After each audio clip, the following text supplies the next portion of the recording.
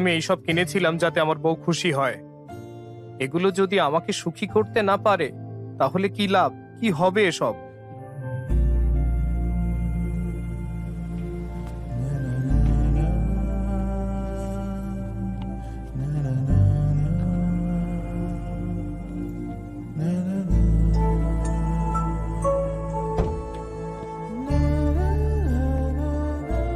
Shankar, shoulder Shankar, বলো। আমি বাড়িটা বিক্রি করব ভাবছিলাম, কোনো ক্রেতা আছে? কি হয়েছে ভাই?